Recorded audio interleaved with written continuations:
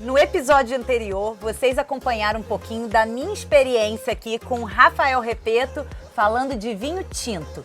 E nesse episódio nós vamos falar de vinho branco e espumante. Olá, Rafael! Vamos começar a falar de vinho branco e espumante? Vamos sim! Qual que você quer começar? Vamos lá! Olá, Cíntia! Olá, tudo bem com vocês? Vamos começar com branco? Vamos! Então vamos começar aqui com um branco, um Casileiro del Diablo, um chileno da Constoro, da uva Sauvignon Blanc. Mais uma uva francesa, é uma uva que tem uma característica muito grande para quem gosta de ficar encontrando frutas e sensações no nariz. Tem um aroma de maracujá sempre muito forte nos vinhos de uva Sauvignon Blanc. Bom, Cíntia, eu vou pegar as taças para servir a gente. Eu escolhi esse vinho, dentre outros motivos, por ele não ter rolha, tá? Ser um vinho que é chamado de screw cap, que é essa tampinha que a gente não precisa de saca-rolhas para abrir, tá? E vou aproveitar e falar um pouquinho mais sobre isso. Olha como é fácil. O vinho está aberto. Qual a finalidade da rolha, pessoal? A rolha foi feita para guardar e evoluir, ajudar na evolução dos vinhos de guarda, sejam eles branco ou tinto.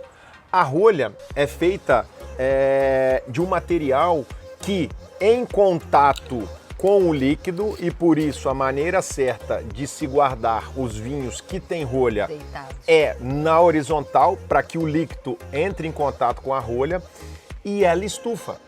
Com isso, não passa ar. Veda e aí não corre risco do vinho ficar oxidado. Agora, é muito importante porque tem um preconceito muito grande com os vinhos screw caps, principalmente os tintos. Se o vinho é de tampa, não tem qualidade. Isso não é verdade, tá? Os vinhos que precisam de uma rolha são os vinhos de guarda, de fato. E aí nós estamos falando de vinho de pelo menos 5 anos de guarda. Os vinhos com menos de 5 anos, que são feitos para serem consumidos com menos de 5 anos, a rolha, ela não... Porque a rolha ela vai encolhendo com o passar dos anos, né? A cortiça, ela vai cedendo e ela vai encolhendo, criando microporos para que o ar entre e oxida o vinho. Então, pessoal, é sempre importante a gente fazer questão, sim, de vinhos de rolha, desde que eles sejam um vinho de guarda de pelo menos mais de 5 anos. Vinho branco tem uma taça específica ou tem diferença? Geralmente, sim, tem taças específicas, não só para brancos, mas para vinhos da uva Chardonnay, para vinhos da uva Sauvignon Blanc.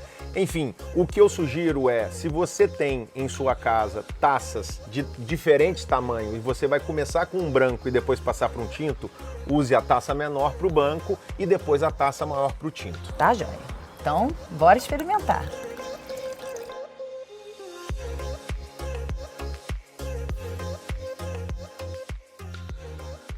Vinho branco tem aquele ritual do vinho tinto? Sim, tem o mesmo ritual e eu sempre gosto de falar pra gente sentir os aromas com ele ainda no copo sem balançar e aí sim balançar para liberar os aromas e a gente poder sentir toda a complexidade. Não sei se você está sentindo as notas de maracujá que eu te falei.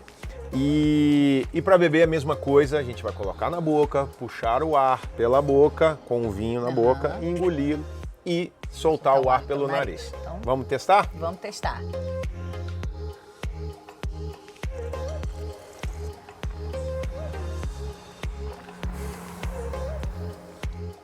Perfeito. É um belo vinho, né? Um belo vinho. Fica um gostinho de maracujá, assim? É isso. O maracujá é muito presente. E eu percebi que o teor alcoólico também menor. Caiu. O teor alcoólico dos brancos geralmente andam em torno de 10, 11% e nos tintos a gente começa ali em 12% e chega até os 16% de graduação alcoólica. Perfeito. Tô vendo que aqui a gente já montou uma tábua de frios.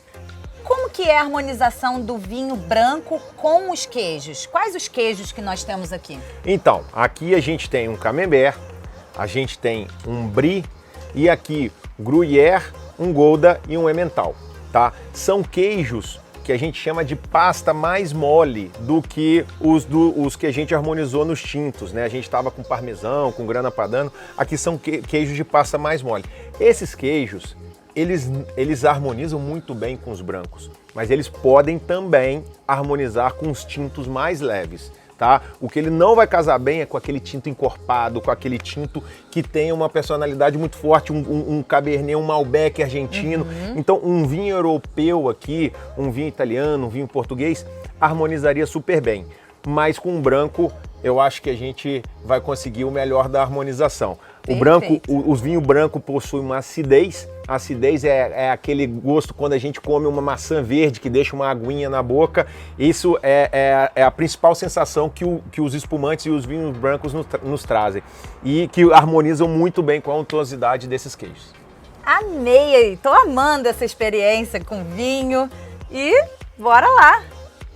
Cíntia, sabe uma coisa legal de se falar? Da temperatura de serviço, do vinho branco e dos outros vinhos também. O espumante geralmente é servido entre 6 e 8 graus, tá? Isso é o quê? É mais ou menos umas 2 horas de geladeira, uns 40 minutos de freezer, o espumante vai estar pronto na melhor temperatura de serviço. O vinho branco, ele varia de 10 a 12 graus, seria o ideal. Óbvio, vai depender muito de onde você está, mas estando num clima tropical como o do nosso Brasil, uns 20 minutos de geladeira é o ideal para um vinho branco. E o vinho tinto, de 16 a 18, a gente pode servir em muitos lugares do nosso país em temperatura ambiente, mas se você estiver numa região de muito calor, uns 10 minutinhos na geladeira, só para ele dar uma baixadinha, fica perfeito. Maravilha!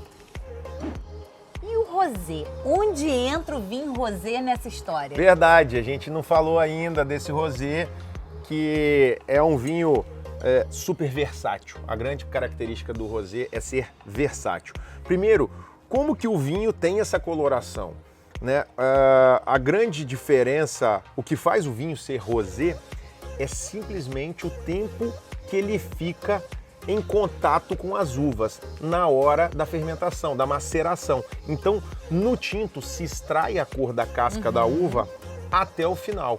Aqui a gente interrompe no meio, tendo um vinho com uma coloração um pouco mais clara, tá? Então, o rosé é um vinho super versátil, pode ser feito de qualquer uva tinta, qualquer uva vermelha, e ele harmoniza super bem com os produtos de vinho branco mais pesado, um vinho branco mais encorpado, quanto com um vinho tinto mais leve. Então, se você não gosta de vinho branco e está comendo um alimento que te pede um vinho branco mais encorpado, o rosé cai super bem. Por outro lado, se você não gosta de tinto e está comendo uma massa com um molho mais leve, que pediria um tinto leve, você pode colocar o rosé. Então é um produto super versátil.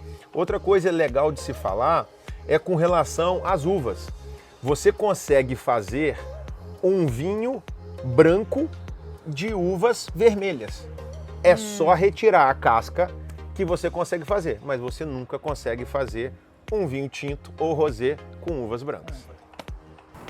Rafa, já falamos do vinho branco, já falamos do vinho rosé. Agora vamos falar do queridinho espumante ou champanhe. Você vai tirar essa dúvida nossa. Tem diferença? Tem diferença sim. É um queridinho, é um produto de celebração, é um produto curioso, Cíntia, porque de todos que a gente falou, é o único que encara uma refeição inteira, harmonizando super bem do início ao final. Então a gente consegue harmonizar as entradas com um brut, tá? A gente consegue harmonizar o prato com um brut natura ou um extra brut, que é um espumante mais seco e que com vários pratos a gente consegue harmonizar e pode fechar a refeição com uma sobremesa com um demi-sec. Então, de todos os produtos, ele é o mais versátil na harmonização. Mas sim, tem diferença entre o espumante e o champanhe. Qual é a grande diferença, pessoal? Champanhe, por nomenclatura e lei, só pode ser chamado o espumante feito na região de Champagne, que é lá na França. Então, o produto é espumante. Todo vinho gaseificado que sofre 2 fermentações é chamado de espumante, inclusive o de champanhe. Então é um espumante francês denominado champanhe. Agora, saiu daquela região, tudo é espumante. Prosecco. Prosecco é um espumante feito com a uva Prosecco. Prosecco é o nome de uma uva. Então qualquer espumante feito com a uva Prosecco pode se chamar Prosecco. Então a gente tem os Proseccos famosos da Itália, mas tem Prosecco do Brasil, que a gente já produz a uva Prosecco aqui e faz esse tipo de produto. Falando de espumantes de outros lugares do mundo, na Espanha a gente tem as cavas espanholas, que são espumantes feitos pelo método tradicional ou champenoise, o método da França, o método de champanhe. E uma outra curiosidade é que de todos os produtos de vinho, porque o espumante também é um vinho, o espumante é o que nós produzimos de melhor. Então, os espumantes brasileiros são referências no mundo inteiro. Enquanto a gente ainda está evoluindo na questão da produção de vinho tinto, branco e rosé, no espumante a gente já está bem avançado. E eu peguei aqui pra gente justamente um espumante nacional, tá? Pra gente poder experimentar e fechar com chave de ouro. Bora lá. Posso abrir? Pode.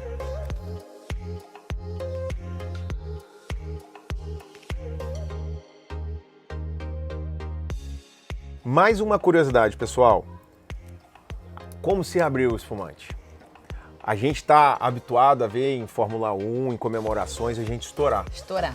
Isso é muito legal, é muito bonito, mas não é o correto. Não é o correto. Perde-se todo o gás carbônico, que são justamente as bolinhas, o perlage, a espuma, vai embora. Sacudir também? Também não. A maneira correta é a gente deixar ele parado e abrir torcendo a rolha lentamente até com que ela saia com o menor barulho possível. Quanto menos barulho fizer, é sinal de que se perdeu menos gás carbônico.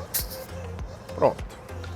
E aqui, isso vai fazer com que se mantenha o perlage. O perlage é justamente o que a gente quer num espumante de qualidade, que são as borbulhas subindo do fundo da taça para cima. Quanto mais borbulhas, menores e mais intensas, sinal de mais qualidade no espumante. Que legal! Então, vamos degustar. Tchim, tchim.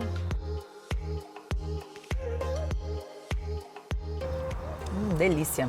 E o espumante, ele também harmoniza muito bem. Como você já falou, harmoniza com entrada, prato principal, sobremesa. Mas e aqui, igual a gente tá, com uma tábua de frios?